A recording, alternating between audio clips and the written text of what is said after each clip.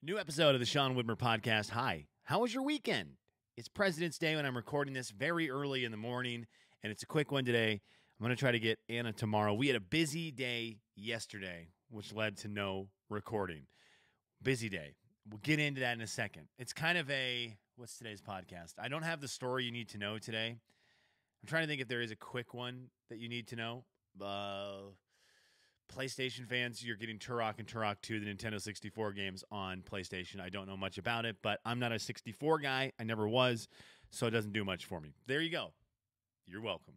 Okay, two things I want to get out there. This is the kind of stuff that goes on in my head during the weekend when I'm driving around and something comes into my brain that I go, oh, maybe this will be good on the podcast. And it's not, but I write it down as... I write it down as something stupid. That's what I put in my phone. It's literally in front of my face right now. Gosh, I hate the word literally. Shame on me. It is, of course it is. It is in front of my face right now. And it just says something stupid. My something stupid for you today is an observation on construction. We have a bridge being built on right by Gonzaga's campus on the street called Trent. There's a bridge that's being torn down and rebuilt. And I drove by it and just thought, that's got to be the hardest thing in the world to do.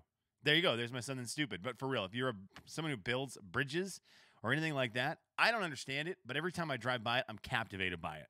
Tearing down a bridge in running water, rushing water, and then rebuilding a bridge just sounds ridiculous. And it does not sound like something that is possible to do, but they're doing it.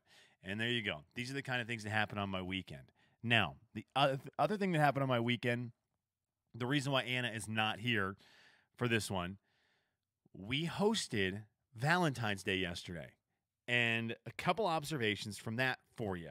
Number one, today I am sore, emotionally sore. I suffered two very big L's in my house yesterday, one of which I will recover from, one of which I will not.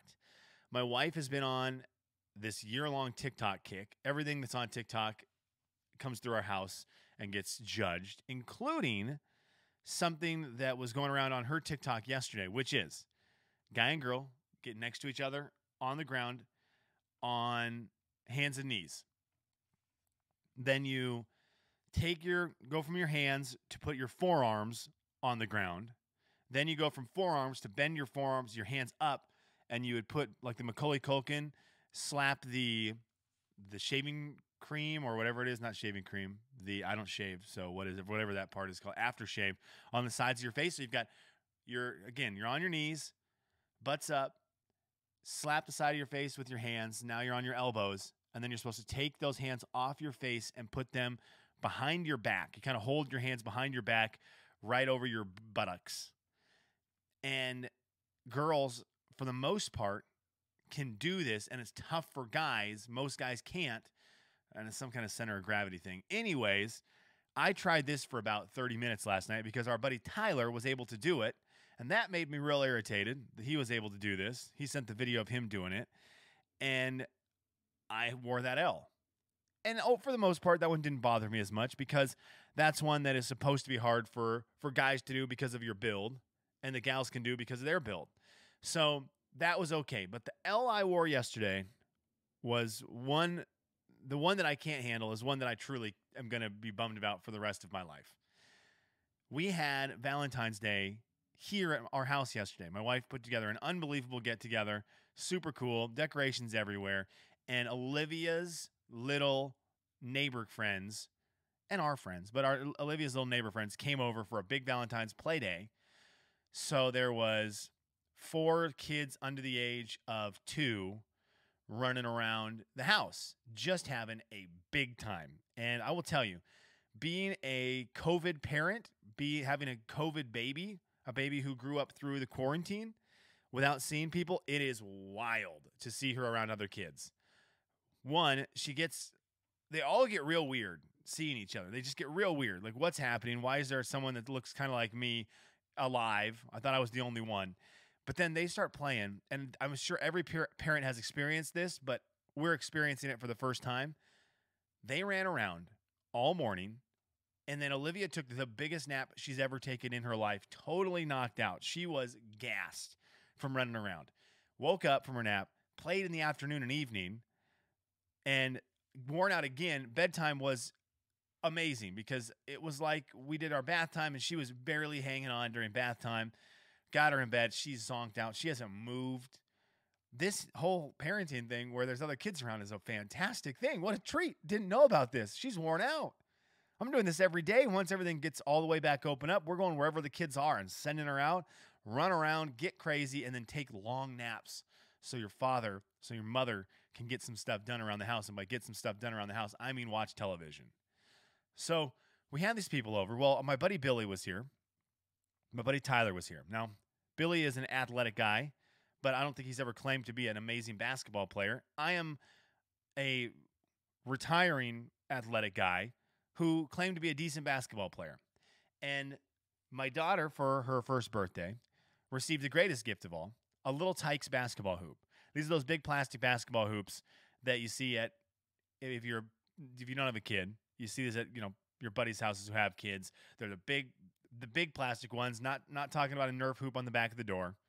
These are the standalone ones. They raise a little bit, and they've got the classic, just smaller than a bowling ball, plastic or rubber basketballs filled with air. Like if you're a guy who's been to your buddy's house, and they have one of these, you've played with one of these basketballs for way too long, and you've probably shot it at the little kid's hoop and thought, I could crush any kid in this. Well, anyways, I say all that to say a game of Pig broke out. And Tyler got us playing Pig.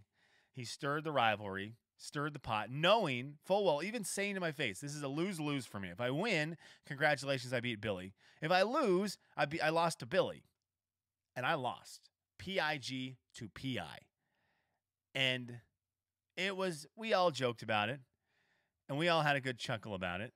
But I'm telling you, in my heart, for about 3 hours last night, my heart was at the bottom of my stomach, knowing that I will never be perfect in my own house at Pig. In fact, right now, I'm sub 500. It's going to take me 2 random wins against people to get back above 500 and start to chip away at a decent record. But I'm starting my Pig career, something that as a non-father, I always wanted to have as a father. You see your buddies who have kids and they have the hoops and they know all the trick shots in their house and they know all the angles and everything.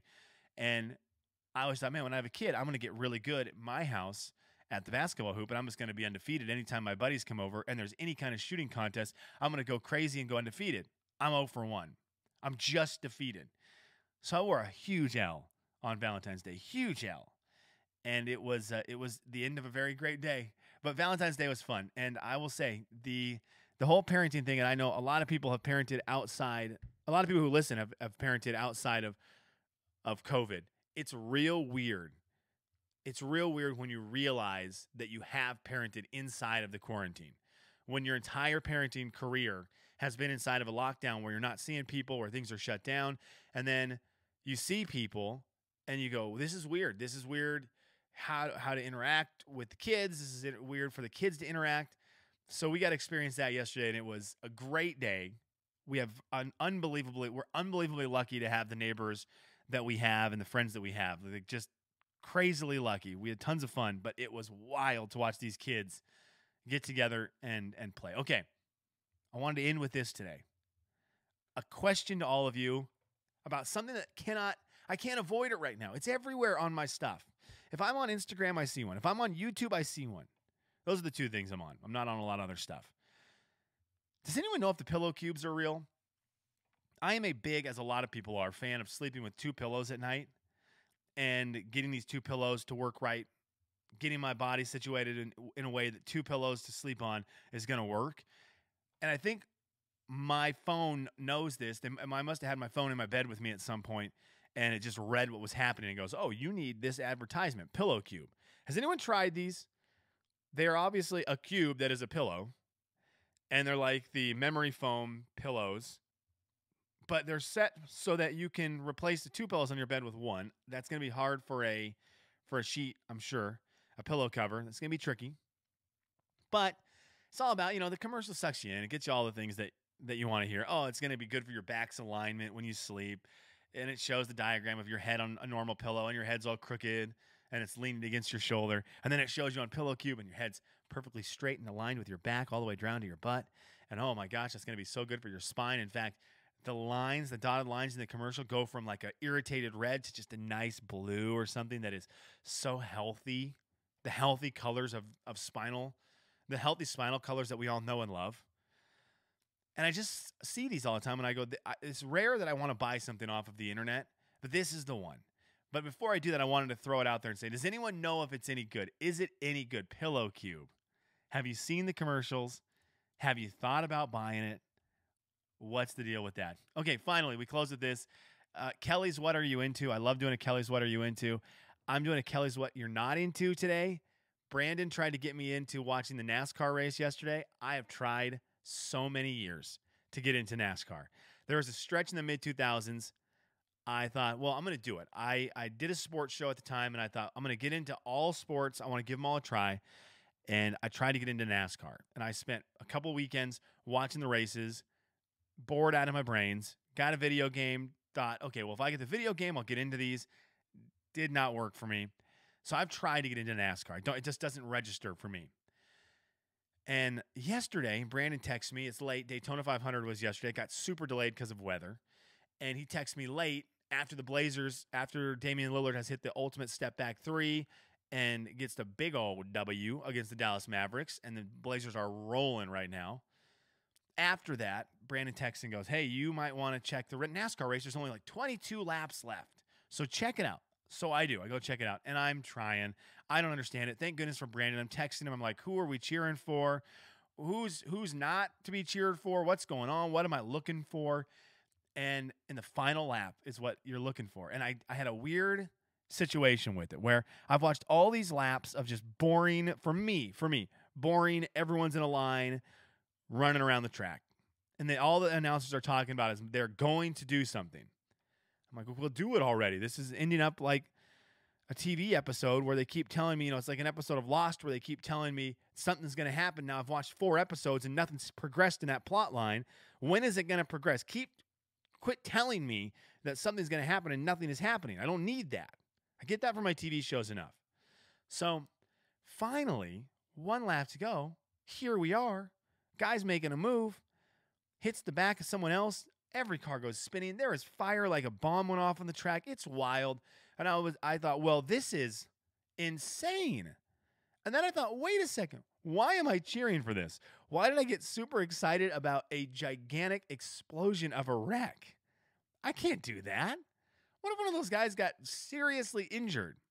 That's what I'm waiting for. And in NASCAR, I tried it again, NASCAR fans. I need some more info on it, I think. It's not clicking for me. And then I felt guilty getting excited about a gigantic wreck where I don't know. Today, I don't know. I haven't looked at NASCAR.net or whatever their website is to see if everyone is healthy from that big wreck at the end of the Daytona 500. Then some guy wins and they don't even care. They don't even care that he won. It's the focus on this wreck. And some guy just won what apparently is the biggest race, the Super Bowl of NASCAR. And I'm thinking, well, hang on. When the Patriots, excuse me, that's a misquote. When the Buccaneers won the Super Bowl, it was a big deal that the Buccaneers won the Super Bowl. That's all the focus was on. This one was about the wreck and about did the person win? Did they not win? And I thought, if you've raced this long all day and you cross the finish line, you better dang well know who won. Because after that much watching people go in a loop, the last thing I need is also to not know who won the race. It got very soccer-y in that moment of NASCAR. So I was struggling with it yesterday. I tried it. I tried again. I don't know any of the racers. Brandon said I was cheering for the number 3 car, and number 23 car because Michael Jordan. But it just didn't work. Anyways, NASCAR fans, if you've got some tips for me, send them my way because I would love to know what I'm not paying attention to, what I'm not looking at. Maybe it's just not for me, which is totally fine. And I am very happy that it is for a lot of people because I love it when people have stuff they can be entertained by. I guess I get jealous and I want to be part of it. And this one I may just not be able to get into. Okay, Monday episode in the books. Have a great day, everyone. My social medias at Sean T. Widmer on Instagram and Twitter. Hit me up. If you hate the episode, if you like the episode, let me know. The more you tell me if you hate the episode or like the episode, the more fine-tuned the next episodes get, allegedly. Have a great day, everyone.